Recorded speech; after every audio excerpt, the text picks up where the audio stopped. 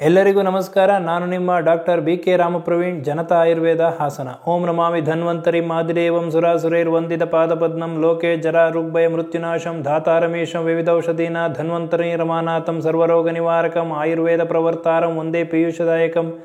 ಸರ್ವೇ ಜನಾಃ ಸುಖಿನೋ ಭವಂತು, ಸರ್ವೇ ಸಂತು ನಿರಾಮಯ. ಓಂ ಶಾಂತಿ ಶಾಂತಿ ಶಾಂತಿ.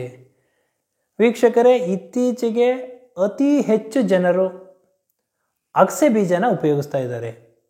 ಕಾರಣ ತೂಕ ಕಡಿಮೆ ಆಗಬೇಕು, ವೆಯ್ಟ್ ಲಾಸ್ ಆಗಬೇಕು, ಒಬೆಸಿಟಿ ನಿವಾರಣೆ ಆಗಬೇಕು ಅನ್ನೋದು ಪ್ರಮುಖ ಉದ್ದೇಶ. ಆದರೆ ಶುಗರ್ ಲೆವೆಲ್, ಡಯಾಬಿಟೀಸ್ ಕಂಟ್ರೋಲಿಗೆ ಬರಬೇಕು ಅನ್ನೋದು ಅವರ ಒಂದು ಮನಸ್ಸಿನ ಇಚ್ಛೆ. ಇದಕ್ಕೆ ಏನು ಮಾಡ್ತಾ ಇದ್ದಾರೆ ಅಂತಂದರೆ, ಮಾರ್ಕೆಟಲ್ಲಿ ಹೋಗೋದು, ಅಂಗಡಿಗೆ ಹೋಗೋದು, ಅಗಸೆ ಬೀಜ ತರೋದು, ಹುರಿಯೋದು, ಪುಡಿ ಮಾಡ್ಕೊಳ್ಳೋದು, ಪ್ರತಿನಿತ್ಯ ಸೇವನೆ ಮಾಡೋದು ಮಾಡ್ತಾ ಇದ್ದಾರೆ. ಆದರೆ ಈ ಅಗಸೆ ಬೀಜದ ಮಹತ್ವ ಏನು, ಇದನ್ನು ಯಾರು ಎಷ್ಟು ಯಾವಾಗ ಸೇವನೆ ಮಾಡಬೇಕು, ಯಾರು ಸೇವನೆ ಮಾಡಬಾರ್ದು, ಇದರ ಪ್ರಮಾಣ ಏನು, ಇದರ ಒಂದು ಮಹತ್ವ ಏನು ಅನ್ನೋದನ್ನು ಇವತ್ತಿನ ಸಂಚಿಕೆಯಲ್ಲಿ ತಿಳಿಸ್ಕೊಡ್ತೀನಿ. ಈ ಅಗಸೆ ಬೀಜನ ಸಂಸ್ಕೃತದಲ್ಲಿ ಅತಸಿ ಅಂತ ಕರೀತಾರೆ, ಹಾಗೂ ಇದನ್ನು ಹಿಂದಿಯಲ್ಲಿ ಅಲಸಿ ಅಂತ ಕರೀತಾರೆ. ಇದನ್ನು ಇಂಗ್ಲೀಷ್ನಲ್ಲಿ ಫ್ಲ್ಯಾಕ್ ಸೀಡ್ಸ್ ಅಂತಾರೆ ಅಥವಾ ಲಿನ್ ಸೀಡ್ ಅಂತ ಕರೀತಾರೆ.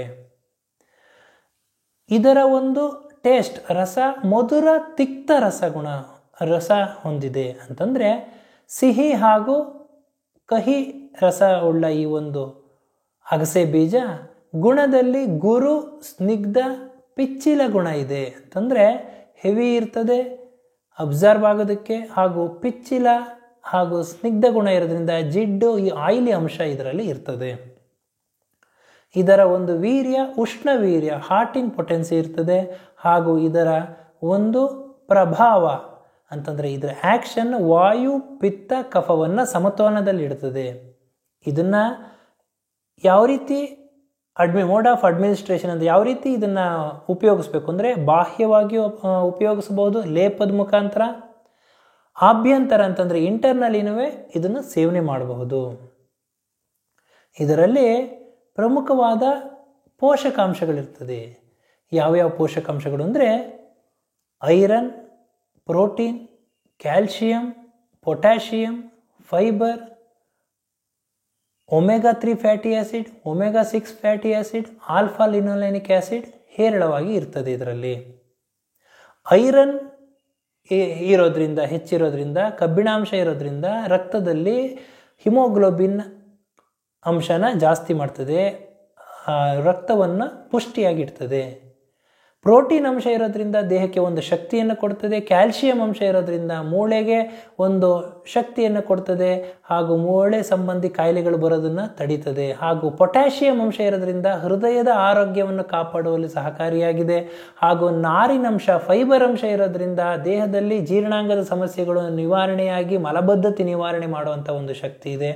ಹಾಗೂ omega 3 fatty acid, omega 6 fatty acid ಇರೋದ್ರಿಂದ, ಹಾಗೂ ಆಲ್ಫಾ ಲಿನೋಲೆನಿಕ್ ಆ್ಯಸಿಡ್ ಇರೋದ್ರಿಂದ ಹೃದಯದ ಆರೋಗ್ಯವನ್ನು ಕಾಪಾಡುವಲ್ಲಿ, ಬ್ರೈನ್ ಅಂತಂದರೆ ಮೆದುಳಿನ ಆರೋಗ್ಯವನ್ನು ಕಾಪಾಡುವಲ್ಲಿ ಸಹಕಾರಿಯಾಗಿದೆ.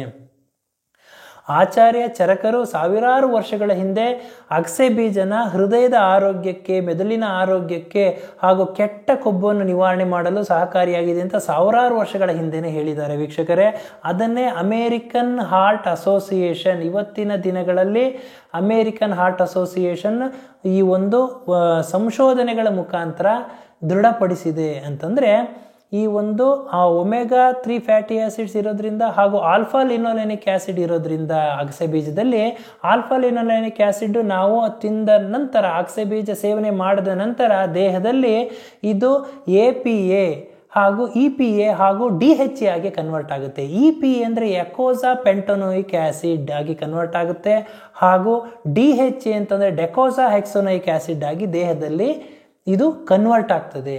ಇವೆರಡು ಕೆಲಸ ಏನು ಅಂತಂತಂದರೆ, ಎಕೋಸಾ ಪೆಂಟೋನೋಯಿಕ್ ಆ್ಯಸಿಡ್ ಹಾಗೂ ಡೆಕೋಸಾ ಹೆಕ್ಸೋನೋಯಿಕ್ ಆ್ಯಸಿಡ್ ನಮ್ಮ ಹೃದಯದ ಆರೋಗ್ಯವನ್ನು ಕಾಪಾಡುವಲ್ಲಿ ಸಹಕಾರಿಯಾಗಿದೆ. ದೇಹದಲ್ಲಿ ರಕ್ತನಾಳಗಳಲ್ಲಿ, ಹೃದಯದ ರಕ್ತನಾಳಗಳಲ್ಲಿ ಕೆಟ್ಟ ಕೊಬ್ಬು ಶೇಖರಣೆಯಾಗಿರೋದನ್ನು ತೆಗಿತದೆ. ಕಾರ್ಡಿಯೋವ್ಯಾಸ್ಕ್ಯುಲರ್ ಡಿಸೀಸ್ ಬರೋದನ್ನು ತಡೀತದೆ. ಹೃದಯ ಸಂಬಂಧಿ ಕಾಯಿಲೆಗಳನ್ನು ಬರೋದನ್ನು ತಡೆಯುವಂಥ ಶಕ್ತಿ ಇದರಲ್ಲಿದೆ.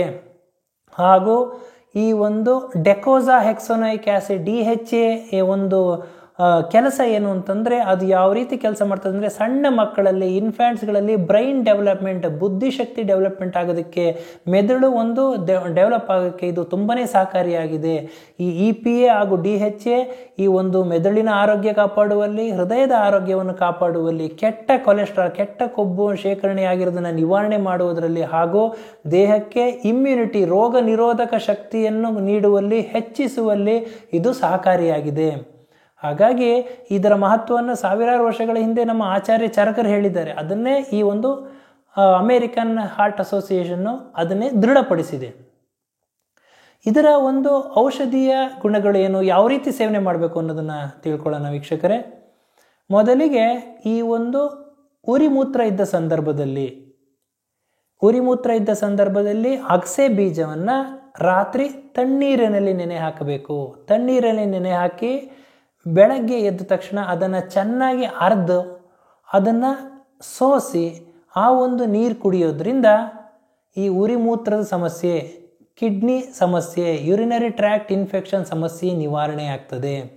ಹಾಗೂ ಈ ಲಿನ್ಸೀಡ್ ಆಯಿಲ್ ಅಂತ ಸಿಗ್ತದೆ ಅಥವಾ ಫ್ಲ್ಯಾಕ್ಸೀಡ್ ಆಯಿಲ್ ಅಂತ ಸಿಗ್ತದೆ. ಈ ಒಂದು ತೈಲವನ್ನು 2 ರಿಂದ 3 ml ಪ್ರತಿದಿನ ಬೆಳಗ್ಗೆ ಖಾಲಿ ಹೊಟ್ಟೆಯಲ್ಲಿ ಉಗುರು ಬೆಚ್ಚಿನ ನೀರಿನಲ್ಲಿ ಸೇವನೆ ಮಾಡೋದ್ರಿಂದ 21 ದಿನ ಸೇವನೆ ಮಾಡೋದ್ರಿಂದ ದೇಹದಲ್ಲಿರ್ತಕ್ಕಂತಹ ಕೆಟ್ಟ ಕೊಲೆಸ್ಟ್ರಾಲ್ ನಿವಾರಣೆಯಾಗಿ ಈ ಒಂದು ಒಬೆಸಿಟಿ ತೊಂದರೆ ನಿವಾರಣೆಯಾಗ್ತದೆ. ಇದೇ ಲಿನ್ಸೀಡ್ ಆಯಿಲ್ ಅಥವಾ ಈ ಫ್ಲ್ಯಾಕ್ಸೀಡ್ ಆಯಿಲ್ನ ರಾತ್ರಿ ಹೊತ್ತು ಊಟವಾದ ನಂತರ ನೀರಿನಲ್ಲಿ ಉಗುರು ಬೆಚ್ಚಿನ ನೀರಿನಲ್ಲಿ 2 ರಿಂದ 3 ml ಸೇವನೆ ಮಾಡೋದ್ರಿಂದ ಕಾನ್ಸ್ಟಿಪೇಷನ್ ಮಲಬದ್ಧತೆ ನಿವಾರಣೆ ಆಗ್ತದೆ.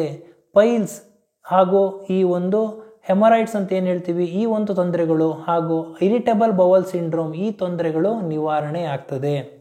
ಹಾಗೂ ಈ ಒಂದು ಮುಷ್ಟಿಯಷ್ಟು ಅಗಸೆ ಬೀಜವನ್ನು 1 ಲೋಟ ಹುಳಿ ಮಜ್ಜಿಗೆಯಲ್ಲಿ ಹಾಕಿ ಚೆನ್ನಾಗಿ ಅರೆದು ಪೇಸ್ಟ್ ಮಾಡಿ ಈ ಒಂದು ಪೇಸ್ಟನ್ನು ಮಂಡಿ ನೋವಿದ್ದ ಸಂದರ್ಭದಲ್ಲಿ ಮಂಡಿಗೆ ಲೇಪ ಹಾಕೊಳ್ಳೋದ್ರಿಂದ ಜಾಯಿಂಟ್ಸ್ ಪೇಯ್ನ್ ಕಡಿಮೆ ಆಗ್ತದೆ, ಊತ ನಿವಾರಣೆ ಆಗ್ತದೆ. ಇದರಲ್ಲಿ ಆ್ಯಂಟಿ ಇನ್ಫ್ಲಮೇಟರಿ ಆಗಿ ಕೆಲಸ ಮಾಡ್ತದೆ, ಅನಾಲ್ಜೆಸಿಕ್ ಆಗಿ ಕೆಲಸ ಮಾಡ್ತದೆ. ಅಂತಂದರೆ ಈ ಒಂದು ನೋವು ನಿವಾರಣೆ ಮಾಡಲು ಹಾಗೂ ಊತ ನಿವಾರಣೆ ಮಾಡಲು ಇದು ಸಹಕಾರಿಯಾಗಿದೆ.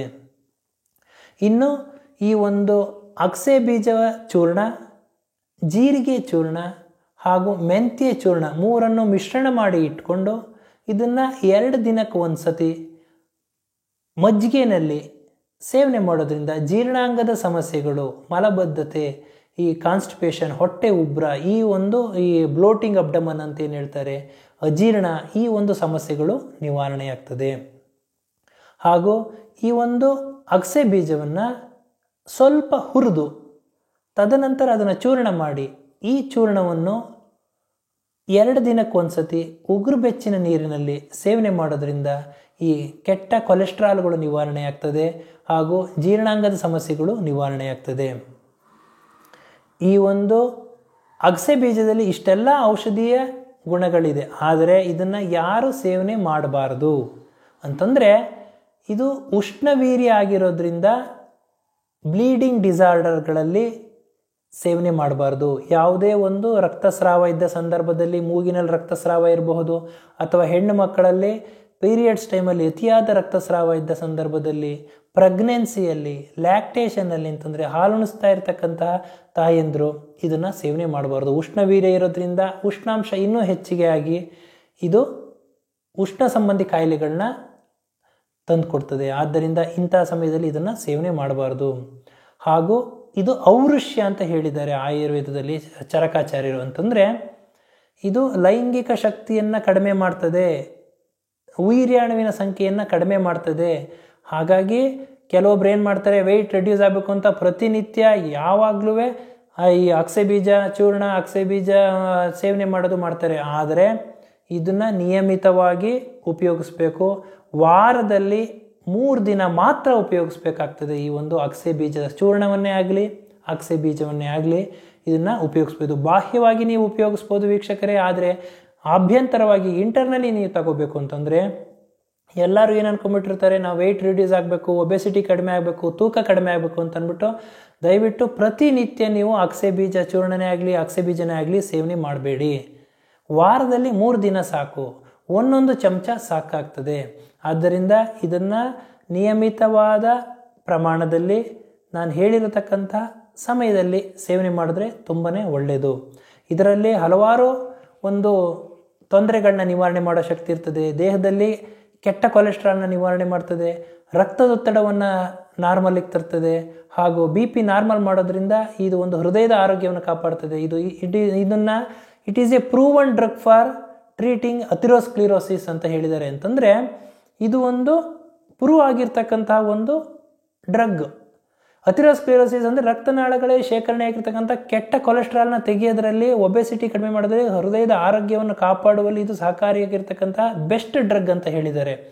ಆದರೆ ಇದನ್ನು ನಾವು ಯಾವ ನಿಯಮಿತ ಪ್ರಮಾಣದಲ್ಲಿ ಮಾತ್ರ ಉಪಯೋಗಿಸಬೇಕಾಗ್ತದೆ. ಹಾಗೂ ಈ ಕಾನ್ಸ್ಟಿಪೇಷನ್, ಮಲಬದ್ಧತೆ, ಇರಿಟಬಲ್ ಬೌಲ್ ಸಿಂಡ್ರೋಮ್, ಗೌಟ್, ಈ ಒಂದು ತೊಂದರೆಗಳನ್ನೆಲ್ಲ ನಿವಾರಣೆ ಮಾಡೋ ಶಕ್ತಿ ಇರ್ತದೆ. ಆರ್ಥ್ರೈಟಿಸ್ ಅಂತಂದರೆ ಜಾಯಿಂಟ್ಸ್ ಪೇನ್ಗಳು, ಈ ಒಂದು ತೊಂದರೆಗಳನ್ನ ನಿವಾರಣೆ ಮಾಡೋ ಶಕ್ತಿ ಇರ್ತದೆ. ಆದ್ದರಿಂದ ಇವತ್ತಿನ ಈ ಸಂಚಿಕೆಯಲ್ಲಿ ಈ ಒಂದು ಅಗಸೆ ಬೀಜದ ಮಹತ್ವ, ಇದು ಯಾವುದು ಪ್ರಮುಖವಾಗಿ ಇದು ಉಷ್ಣವೀರ್ಯ ಇರೋದ್ರಿಂದ ನಾವು ಅತಿ ಹೆಚ್ಚು ಸೇವನೆ ಮಾಡೋಕ್ಕೆ ಹೋಗಬಾರ್ದು. ಆದ್ದರಿಂದ ಇವತ್ತಿನ ಸಂಚಿಕೆಯಲ್ಲಿ ಅಗಸೆ ಬೀಜದ ಒಂದು ಮಹತ್ವವನ್ನು ನಾನು ತಿಳಿಸ್ಕೊಟ್ಟಿದ್ದೀನಿ. ನನ್ನ ಈ ವಿಡಿಯೋ ತಮಗೆ ಇಷ್ಟವಾಗಿದ್ದಲ್ಲಿ ಲೈಕ್ ಮಾಡಿ, ಶೇರ್ ಮಾಡಿ, ಹಾಗೂ ಮುಂದಿನ ವಿಡಿಯೋಗಳಿಗಾಗಿ ಸಬ್ಸ್ಕ್ರೈಬ್ ಮಾಡಿ. ಧನ್ಯವಾದ.